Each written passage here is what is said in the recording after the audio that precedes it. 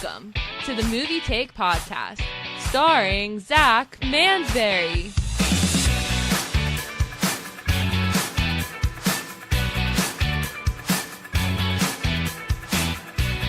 Hello and welcome back to the Movie Take Podcast. I'm so glad you decided to return to the show that I created because I simply love talking movies. Now, right out of the gate, I'd like to introduce today's guest. You may know him as a movie blogger, a sports writer, a published author, or simply a great follow on Twitter.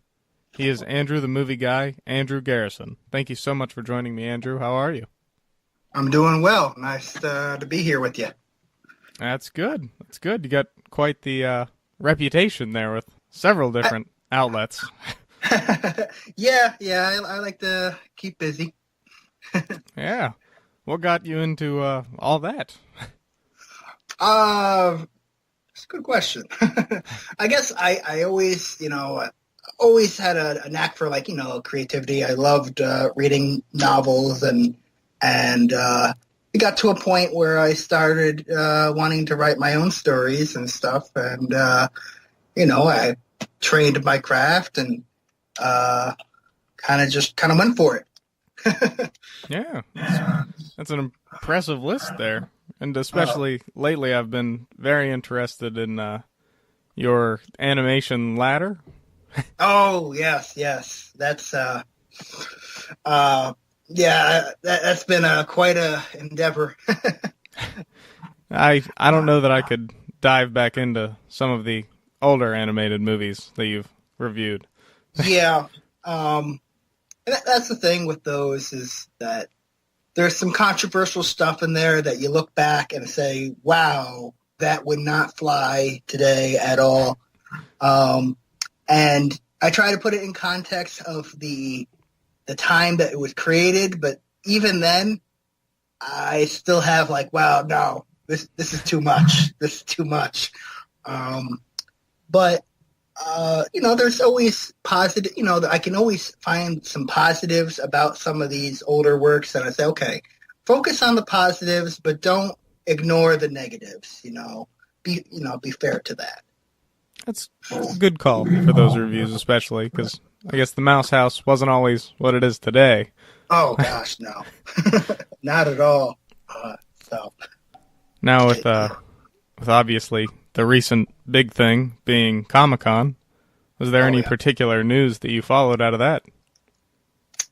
I tried to kind of keep tabs on all of it, and I was kind of waiting to see what Aquaman was going to look like because DC, depending on how you are, DC is either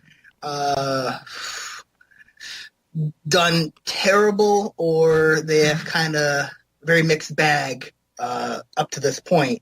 So Aquaman was a big, I feel like that's this movie is going to save the whole thing or just destroy it. And James Wan, I don't think he's ever made a truly terrible film. So I said, if anyone's going to make a decent movie, I don't know about good, but decent, it's going to be James Wan. So which side of the line would you fall on with DC up to this point? Well, I'm still hopeful because I enjoyed the DC movies more than a lot of people, but when people tell me about the flaws, I say, no, you're absolutely right. They're flawed, but I can still enjoy them.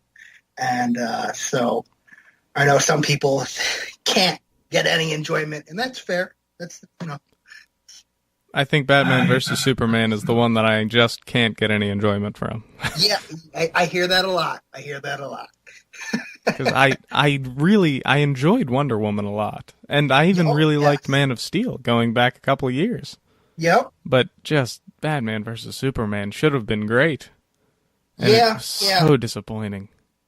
Well, what they did is I think you have to make, with writing or even, just making a movie is that you have to tell one story at a time. And I think with Batman versus Superman, it's we're going to tell pretty much 4 or 5 stories at one time rather than, kind of build a foundation.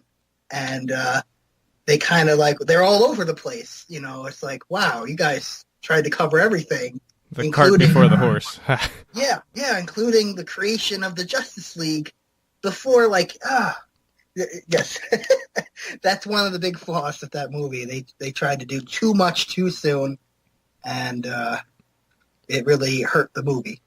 Do you think it would have gone better if they went the Marvel route of solo films and then the group up? I think so. I understand, DC always has this thing that we were first, and, a lot of times they say we have better characters. They have a superiority aspect to them because, they were first. They came before Marvel. They came and did a lot of things, and I think they were worried of looking too much like Marvel and saying, oh, you're just borrowing from Marvel's game plan. But at the same time, if you're a movie in the movie business, you're trying to make money. And one thing that Marvel has done well, whatever you think about their movies, is they have made a lot of money with this game plan they have going on. Now, I saw on your website that you said that The Dark Knight is one of your favorite movies. So if you could take the Christopher Nolan Dark Knight trilogy and put that in the now DCEU, would you? Oh, gosh. It's so different. I don't know if I could. I think they had an opening. I'm going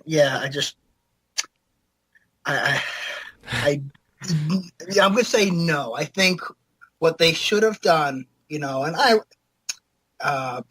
honestly, I was very critical of Ben Affleck becoming, Batman, but I said, all right, when I saw him as Batman, I said, he did pretty good, but the problem is he's an older, more experienced Batman, and I said, well, that gives you a short window to work with.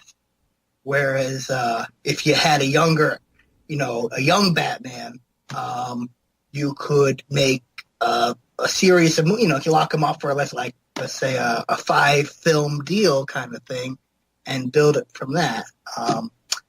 And sorry, going back to Christian Bale, he was kind of a little more experienced, a little older, and so he might have worked for a couple movies, but after that.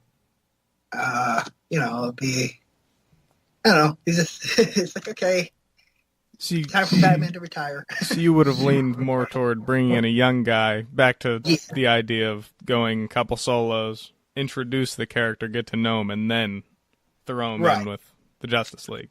Because, everyone seemed surprised that, Justice League didn't do well, but I was saying, it's listen, there was no Green Lantern, Cyborg, Cyborg's actually an interesting character when you get beyond the whole Teen Titans Go kind of persona that they have going on. And they could have built, I think if they took that storyline and kind of built into that with its own movie or something, or introduced him in another movie, people would have some knowledge of, I can relate to this character, or I know this character somewhat. And then you can say, oh, I want to see these characters, all these characters that I now know, and put them into one movie. And I say, yeah, that would be really cool. And providing that they did, that's the whole thing. Providing that they made those other solo outings, well enough, people would come out and see them together. And I think that would have been more successful. Absolutely. Now, Cyborg is a character that I don't feel like I'm too terribly familiar with much of the origin story, but it's got to be more interesting than they gave us in Justice League. Yeah. I don't know. Honestly, I don't know as much as I'd like with Cyborg, but I've talked to some people who really enjoy the character, and I saw, even with that film, I said, hey, there's potential here. They could have built this up. There's something here. and they really could have worked with it, but they didn't. Yeah. And going back to the Aquaman trailer, were you positive on the trailer? Overall, I always worry about, these days, with like special effects, it's like,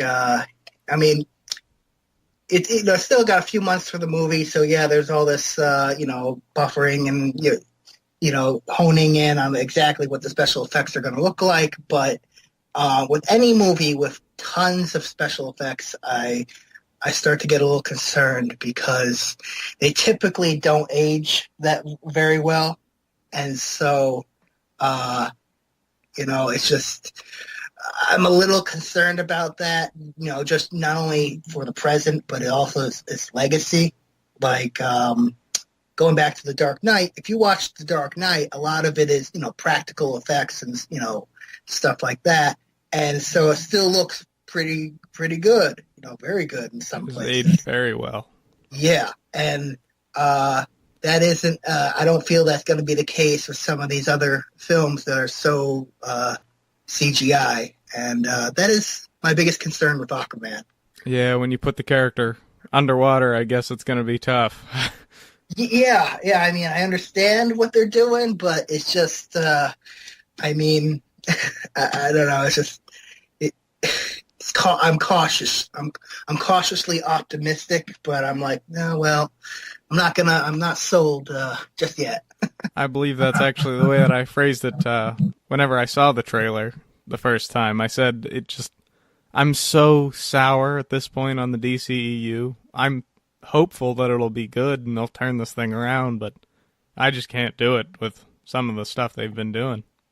Oh, yeah, absolutely. I don't blame anyone for that. And I know it's so interesting because I see people on both sides like, oh, it was, they'll talk about, especially with Batman versus Superman. Some people like absolutely think it is the worst piece of garbage, and other people are like, it's a masterpiece. And I said, well, I generally fall in the middle. I said, listen, I can see some positives to it, but it's like calling it a masterpiece. It's a bit much. I would have been curious to see where the Zack Snyder DCEU would have gone, especially after getting a little bit more criticism, figuring out what pieces needed to change, but it was not going well. I see why they would have moved away from that. Right. And I think, sometimes you have to, I feel what they should have done with Justice League is honestly like push it back. I said, I know it looks bad. They keep on pushing back a movie, but, I kind of felt that it was rushed. And if they gave it a little more time, I think they would have wound up with, released it, let's say in March of this year, is like they would have had the ability to fix some of the things that they needed to fix and not just kind of push it out so fast. Henry Cavill's mustache. Yes, exactly. Stuff like that. And, I'm actually doing right now like a scene-by-scene analysis of the Justice League and kind of trying to figure out, like, well, where could they have fixed this? Like, okay, that works and that doesn't work. It's like, it's going to be it's a tough process. Yeah. I enjoyed Justice League more than Batman versus Superman for sure. Just because it felt fun enough. It didn't feel like a good movie, but it was entertaining. That's a really good way to describe it.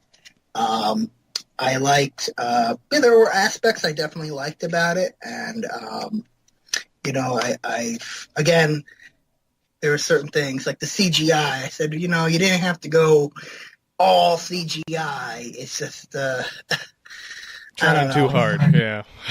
Yeah.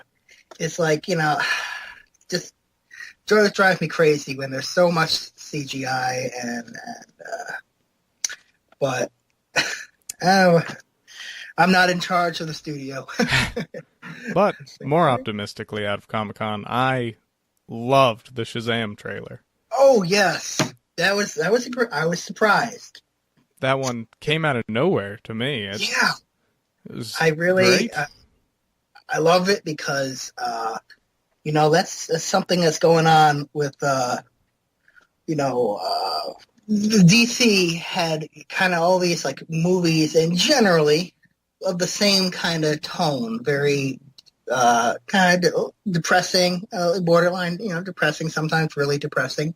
And here comes this movie like Shazam, and it's kind of fun. And nobody knows who Shazam is, but Right. maybe this will get them invested into something. Yeah. Rather than losing money on Justice League. And I think they made it looks. I mean, hopefully it comes out and it's just as fun as it looks. But I was like, wow, that looks like a fun film. And I think it was, to me, seeing those two trailers, I said, I think DC is kind of figuring things out a little bit. I said, maybe I got to see the movies, but if the trailers are any indication, it's like, okay, we got this figured out. And hopefully other franchises can do the same. Hopefully. Yeah.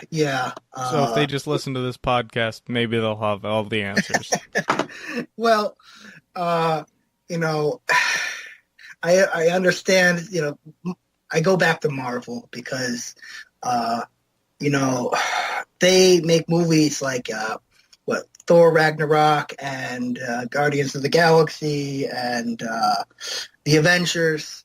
There are some similarities to all these films, but the winning formula. No.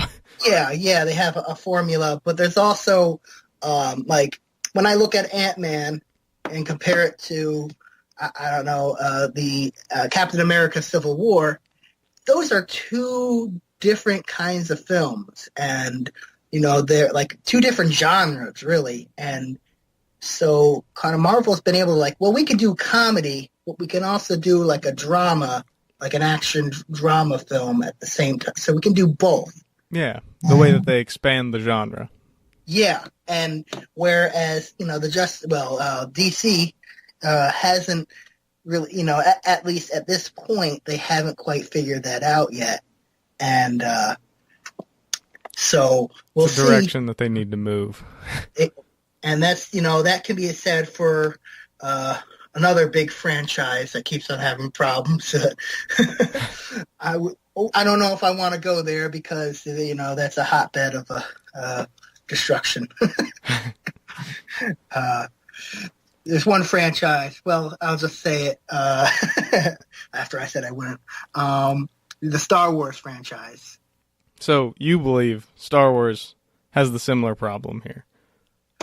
I think so. Needing to basically come up with a new formula?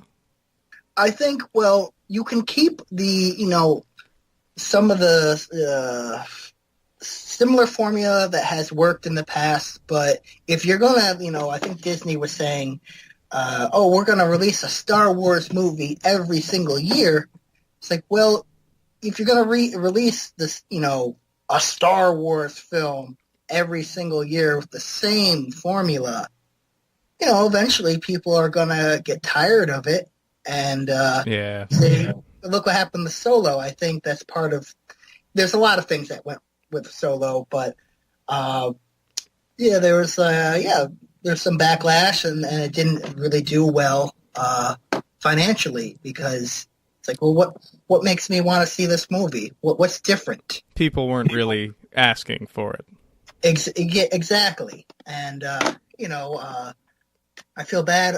I do kind of feel bad for Ron Howard, because I feel he kind of got, it's always tough when you come into a movie that's like, half finished, let's say, and say, okay, well, we have half of it done. You got to kind of, do half a film and make the rest work. And, and it's like, and I think, he listen, I've seen some really terrible movies, and I said, listen, all right, Solo, it might not be great, but I've seen a lot worse. Yeah, So, he did what he could with it. But yeah. moving on from fixing these lovely franchises, one thing that made me want to have you on is how much I enjoy reading your reviews. They're not only very intelligent, but they also have a good sense of humor, and I was wondering, is there a specific critic that may have inspired that? Oh gosh, not really. I mean, they have, of course, when I was younger,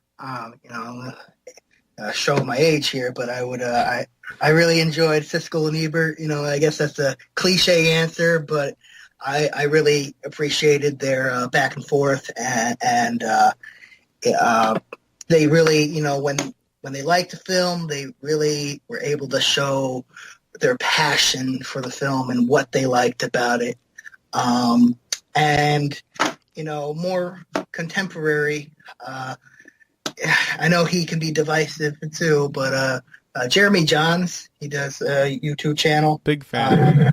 And yeah, I really like, I really like his sense of humor, and a lot of times when he would start doing stuff, I would say, oh yeah, I completely agree, and he'd always get me to laugh, and I think I've always had, like, I would like to say I'm funny. I hope I'm kind of funny. I was like, oh, I'm not that funny, but I've always liked. I don't know. I always like doing that, even in my writing, the same with my stories and stuff like that. When there's I guess it would be when I would talk about something serious. There's situational humor. I guess that any in a circumstance that any kind of story, you can have a little bit of humor, depending on what situations are going on, but you can't force it. So even in your most recent review that I saw of Happy Feet, just the title of "Singing and Dancing Penguins with Purpose" got me to laugh. Because that really sums it up. Yeah, that movie is a unique one. Because I remember the first time I watched it, and and I even alluded to it with the trailer. It's like Robin Williams, Penguin. I can't remember his name, but he's just singing and kind of dancing, and I said, oh, this is going to be such a fun movie. And it kind of opens up, and it's really like a fun film. And then it's like, okay. And then there's like this religious aspect that gets into it. I'm like, okay, that's a little different. And then as you get deeper, you realize it's all about environmental protection and overfishing movie. I'm like, wow, this is completely different than what I thought I was getting into. And another thing that I saw on your website was you talking about how you view movies as more of an escape rather than wanting to go see a reflection of society. Is this a movie that bothered you? I think it's like, I think when I talked about in the review that I think the message that they're talking about is important. And I said, listen, I completely agreed with the message. I think it's just I wanted it to be a little more honest with what the movie's going to be about. So, more if I go into marketing, right? So, like if I went into the Inconvenient Truth movie, I kind of know what I'm expecting to a point. And if there was singing and dancing penguins in the Inconvenient Truth, I would be, well, what is this? It's like, this is not what I was expecting. But I mean, I think it's okay to have a film that goes after hard topics that are within our society. And I welcome those. I promote those. And I even, even my own work, I talk about these things. But it's also okay to have a film that is fun and enjoyable, just for the sake of entertainment. As this one, I believe, probably should have leaned further toward. As more of a kid's movie. It's always my difficult position because I look at the message and I'm like, no, I think you guys have a point, and I think it's good to talk to the young people about the problems about overfishing and pollution and stuff like that humanity has caused. But at the same time, it's like, well, it's like you didn't have to be so heavy-handed about it in the movie, and so. In the vein of the younger audience there, what was your favorite film as a child? As a child, gosh, I mean, there are a few. I always go with my standby is The Princess Bride. Okay. And again, a child of the '80s, so. And do you still view that one the same way as you did when you were younger?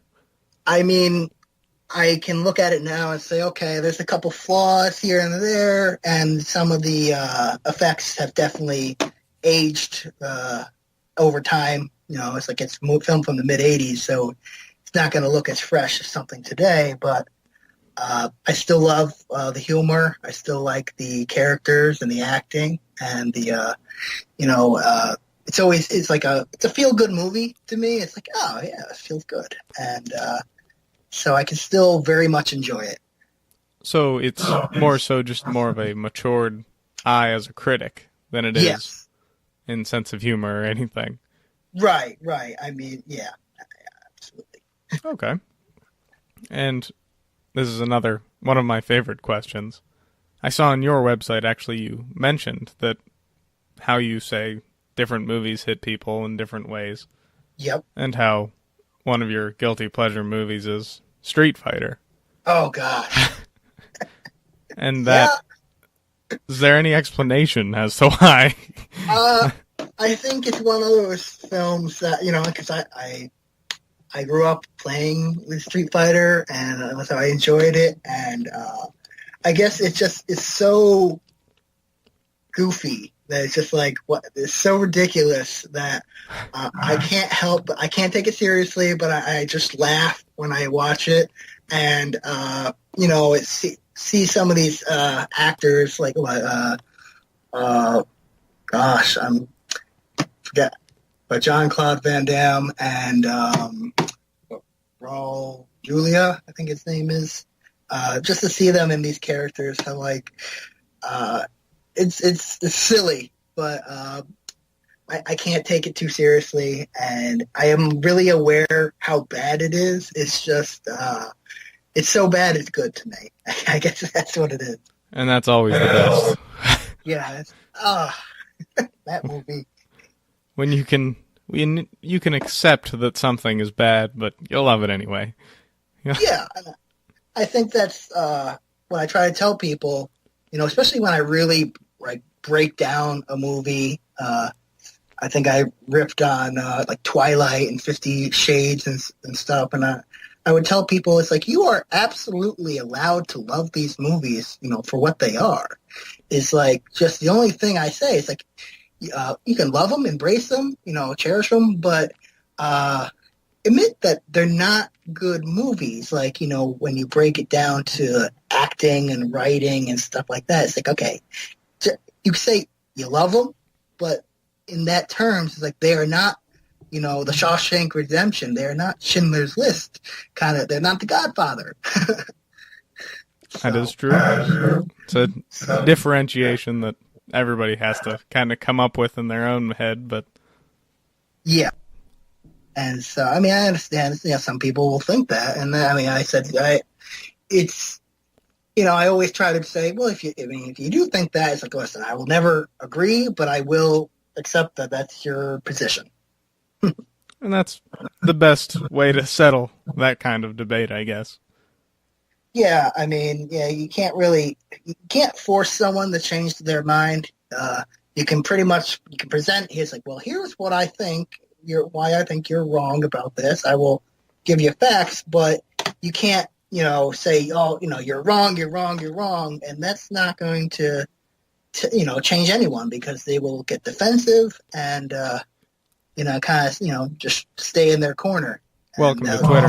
Well, Yep, that's exactly Twitter. but another thing that I found interesting in your About Me part was you mentioned that you are a big fan of studying world history, things of that nature. Oh, yeah. And I'm kind of interested which parts of history you'd say are your favorites.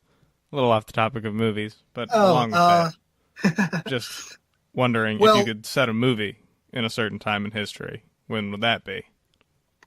Oh, so set a film in a certain time in history. Well, I studied a lot of the World War era, and so I'm always kind of it's more modern history, but I tend to be very interested in that period of time, and I usually very cautious with movies that are based on that period. But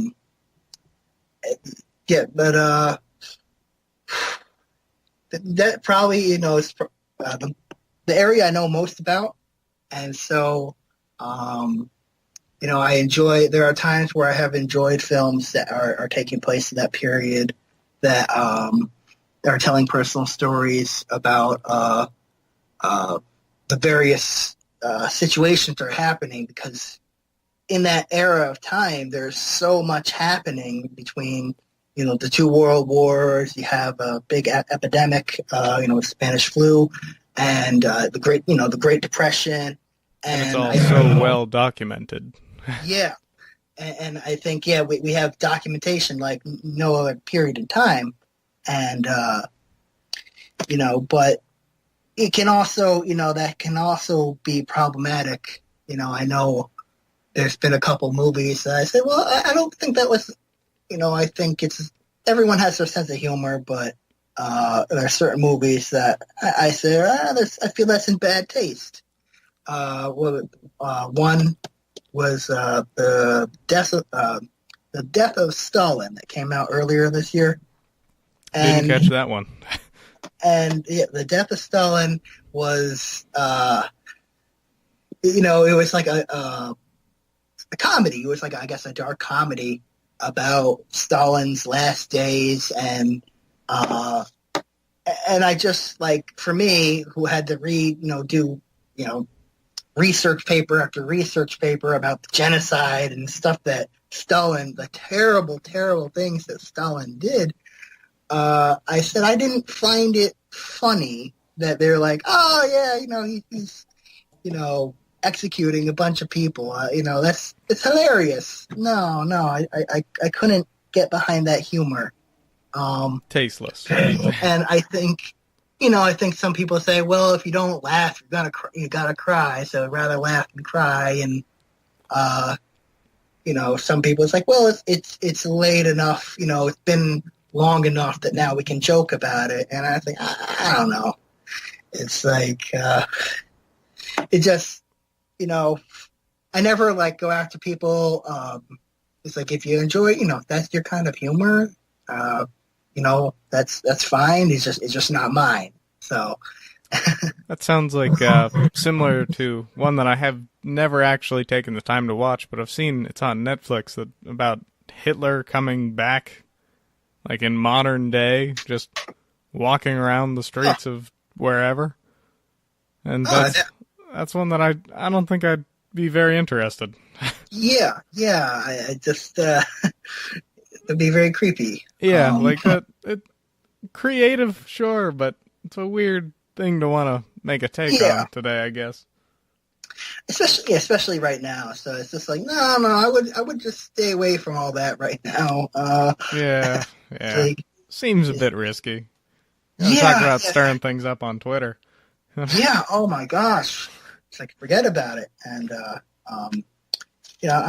have to say though, I've been very, I try to be very positive in my Twitter posts and even with discussions with people. And so I've had, I know I've seen the negative side of Twitter, but but I really had some amazing conversations with some of the nicest, most informed, and creative people out there on Twitter, and so I really see it as like it's a double-edged sword there. That you have this great aspect to it, but there's also this negative side to it, and I always try to lean into the positive, and it's definitely helped.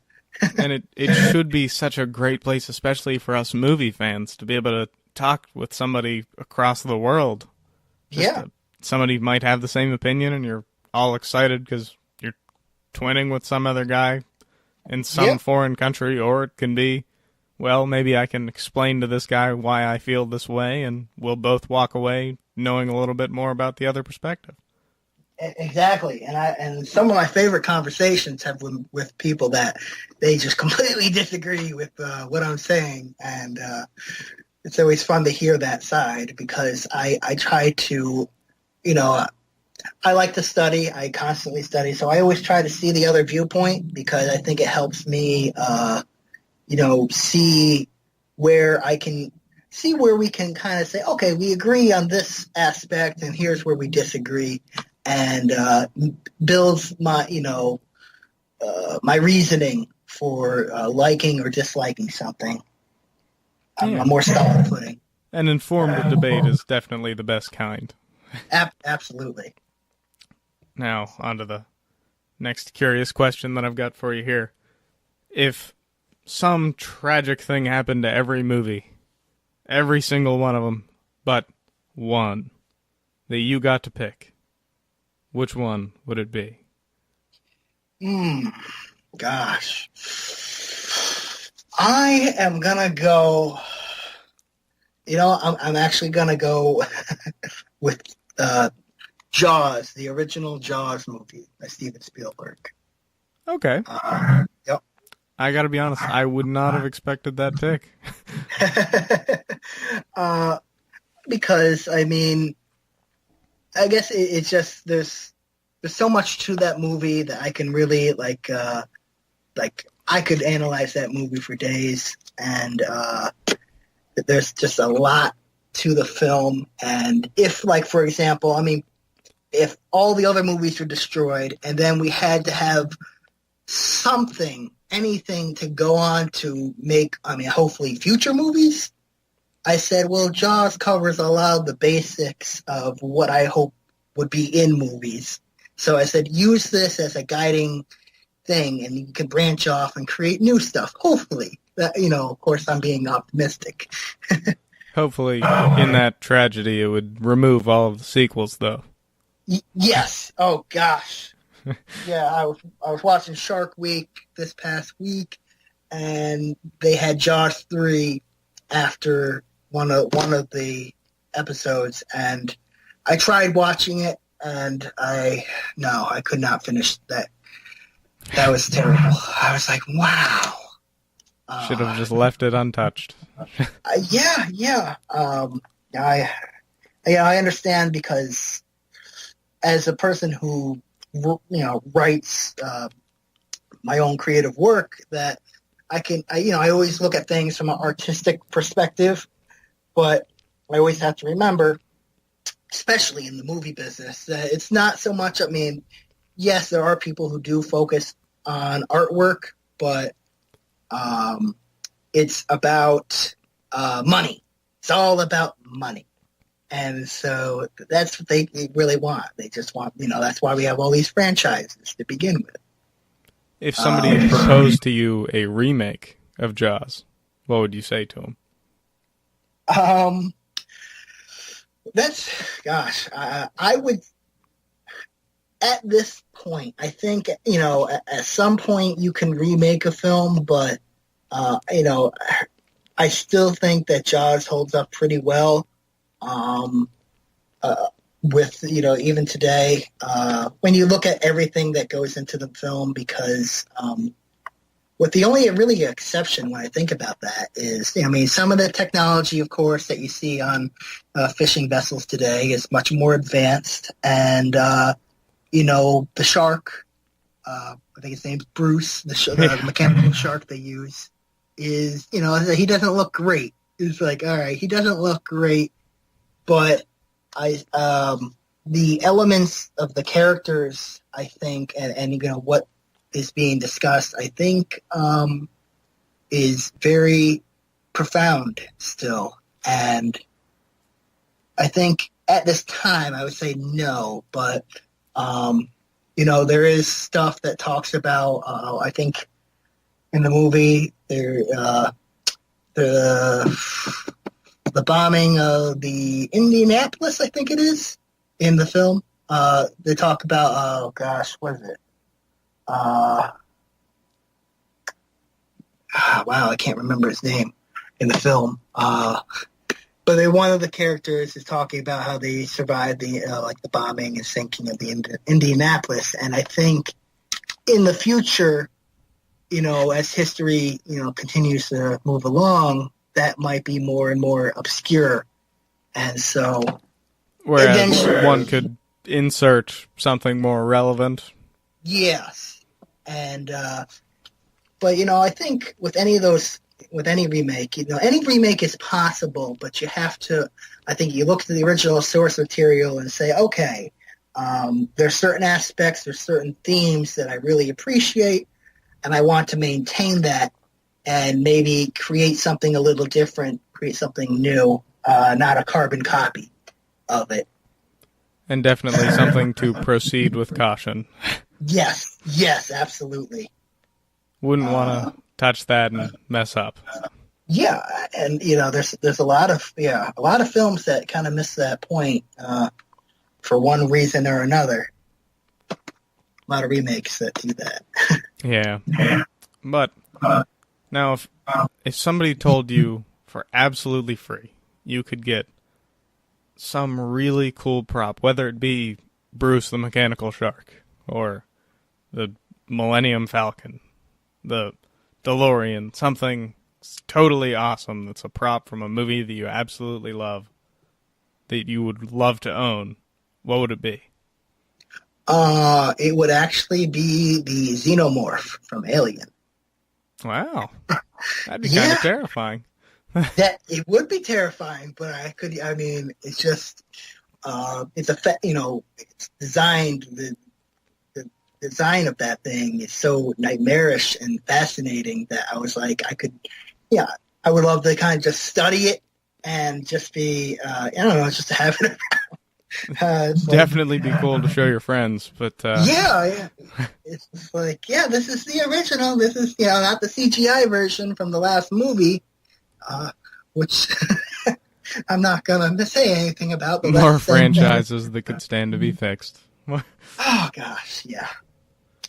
I think, bottom line, of course, I'm a writer, so I'm always leaning towards writing, is that you got to start with a good, group of writers or a good script writer from the beginning, and just say you have someone that's, talented and have that person build good characters, and the rest can follow, because definitely have to start with the characters, because used to be when I was in college, they would always say, oh, well, there's only 7, I think it was like 7 storylines in history, and it's like, and pretty much the only thing that changes are the characters. And so I said, yeah, that makes sense. So yeah, very philosophical. So yeah, whenever I see a movie, I study the characters, and I said, this is why this works. I think in a lot of those animated movies that you've probably been going through, I could see a lot of those characters being a good subject. Oh yeah, absolutely. Especially in some of my personal favorites, in like The Incredibles or The Lion King. Oh gosh, yeah. I have definitely dived into those characters. And that's the fun thing. Like, as much as I said about them, I could always say more. Yeah. So, there's a lot to The Lion King and The Incredibles, and even the more recent one. But so it's just. Are you excited for the live action version of The Lion King? I'm cautiously optimistic. I think that I'm going to mispronounce his name. John Favreau? Favreau. Yeah. I think I really liked what he did with the Jungle Book. I said I was impressed. I had a good time with that. I thought it was beautiful, and they really, I really liked the cast, the voices. They kind of made these like me see these characters in a different way. They brought back. Why am I forgetting his name? James Earl Jones to play Mufasa, and I said, you know what?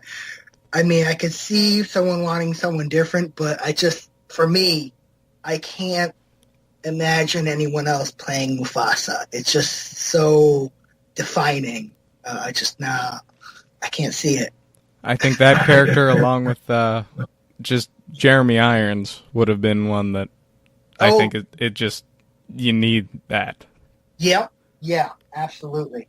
And Scar is such a character that I think the voice it brings so much of the intensity in all of his scenes that it's hard to imagine that without his voice. Exactly. So, now, moving on into a part of the show that I came up with because it's pretty much just an easy way to really get to know the guest. So next we're going to play the Movie Take original game, Great or Terrible. It's a very simple game in which I will rapidly list the topic to Andrew, which he will reply great or terrible. All right. Andrew, you ready? Yes, I am. Okay. First one. It's a big one. Nick Cage. Nick Cage.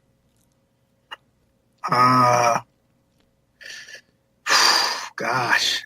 I'm going to say, because of his acting, his range, great. I'll say great. Movie theaters that sell food other than popcorn. Depends what they're selling, but it's like I'll say great. For now. The Expendables series. Another franchise that needs fixed. Terrible. Yeah, I'm gonna say have to go more terrible than great. That's for sure. Okay, Transformers. The new more ones. Terrible. Yeah, terrible. Star Wars prequels. If I have to pick one, I have to say terrible. Okay, is the third one passable? Yes, I agree. Batman versus Superman.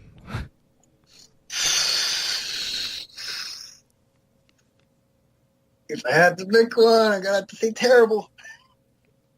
Definitely agree. Henry Cavill's mustache. Terrible. I don't understand what that was about.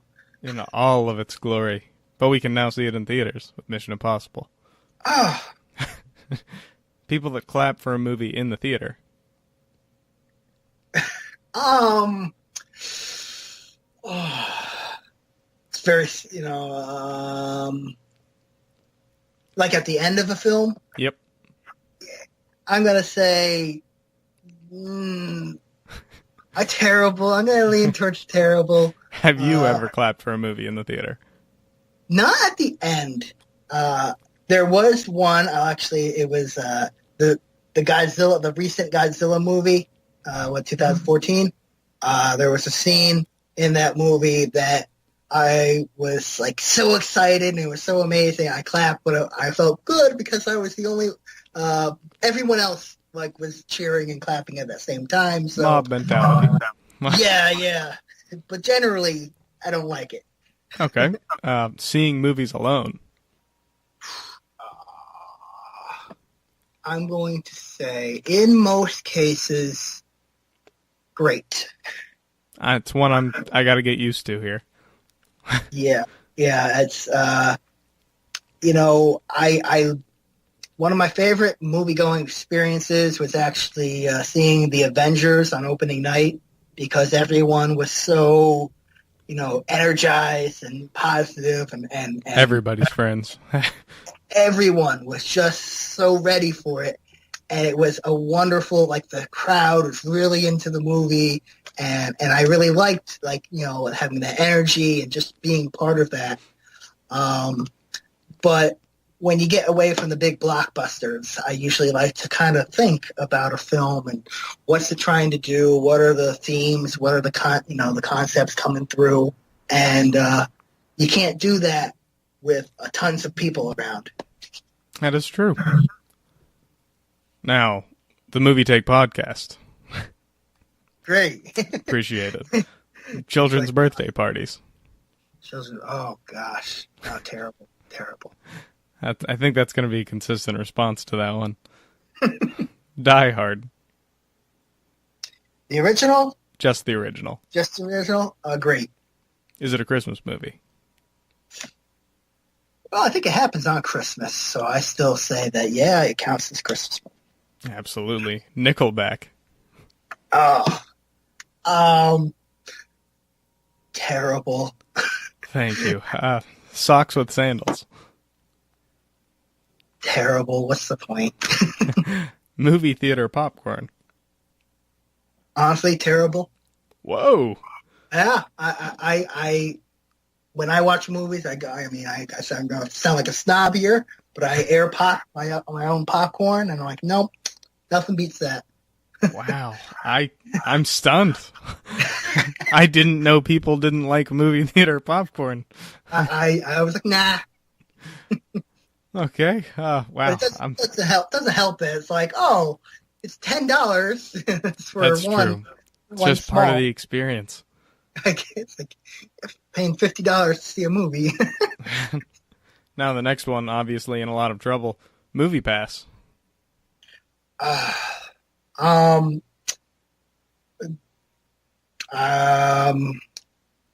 think they had the right concept, but I think the overall, experience has been terrible. I think.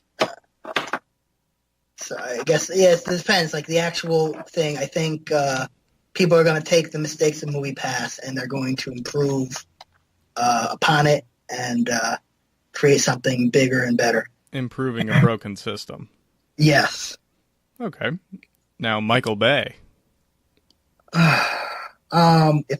Between great and terrible, I had to say terrible. Because of Transformers? No, it's more that he kind of, because he's good at what he does in certain ways, but everyone tries to emulate him. And then you have, I always call it the way of Bay, which is everyone's trying to explosions, action, and not nearly enough character development, which is, I said, that really hurts a lot of movies. And, but he's so good at it and he makes so much money at it, people keep on saying, well, yeah, I can do that too. And you can't. Yeah. It only works for the guy with the name Michael Bay. Right. And then, yeah, you wind up with a bunch of movies that are like, same, they look the same, they sound the same. Yeah. And the last one, totally polarizing here, M. Night Shyamalan. Oh, that's a tricky one because I think, gosh, that is difficult. His current trend, he seems to kind of have refound his former glory, so I'm gonna be optimistic and say great at the moment. I might regret that in a year. Now, in the closing of that segment, I have to ask you more about M. Night Shyamalan. What do you think of the trailer for Glass? I was all right. I never. It wasn't the most interesting thing for me. It might be because of, M. Night Shyamalan has really not impressed me overall. I mean, so I'm kind of still cautious about him, and I'm just like, well, we'll see. I guess that's my whole thing. We'll see. Did you like Unbreakable? Yeah, I mean, it was one of his better films. And I think you had. It was interesting to see the contrast between Bruce Willis and Samuel L. Jackson's characters, which I'm not remembering their names at the moment. Dunn was Bruce Willis's last name. Yeah, I remember that much. And Glass was Samuel L. Jackson. I was just about to say. That's all I've got. As I'm saying it, I'm like, no, I think his last name is Glass. That's the whole thing. Because so it's an interesting concept, and I like the way he worked with these actors to create this. And what I like, with M. Night Shyamalan, and really any actor, group of actors that they can work with a director that they kind of really respond to, or they get a really nice reaction. And I feel that Bruce Willis and M. Night Shyamalan, they work very well together. And, that's the same thing with Samuel L. Jackson. From what I've seen, that they have, when you think about his best movies, those guys have been in them. Very true. So and you were also a fan of Split? I liked Split. I didn't love it as much as other people, but I definitely enjoyed it. I could appreciate the filmmaking aspects of it, and I thought that James McAvoy did a solid job. It was a solid job, but I kept on saying that it's like, well, he's playing something that I've seen him play before, so. It wasn't to me. I said, well, he's always kind of playing a character similar, but what he did with the multiple characters, I said, it was more impressive than not. I can second most of that. Yeah. Okay. And on that note, thank you so much for being on the show. Oh, my pleasure. If there's anywhere that you would like to let the audience know they can find you. Let's see. Well, you can always find me, at my my Twitter handle, like you mentioned earlier, and my Answer the Movie Guy blog. I always appreciate interaction with people, on Twitter, especially if we can create a conversation about movies, even if we don't always agree. And if you do I'll just do a shameless plug that if you do science fiction, fantasy, and the you can check out my book on Amazon, which is called Shadows Within the Labyrinth, Tales of the Dark, the Obscure, and the Fantastic. Yeah, definitely check those out. Give the blog a nice view there. And especially check out all of the, I'm sure, agonizing pain that you probably had to go through watching some of those animated movies that you've been reviewing lately. Yeah. Well, the good news is I've gotten so many down that now when I get to the more modern ones, the Emoji Movie and stuff like that I don't even have to I don't even have to consider it. I say, you know what? The movie, as far as I'm concerned, doesn't exist. And that is best, for sure. Yes. Thank you so much for listening. Definitely check them out. And I'll see you next time on the Movie Take Podcast.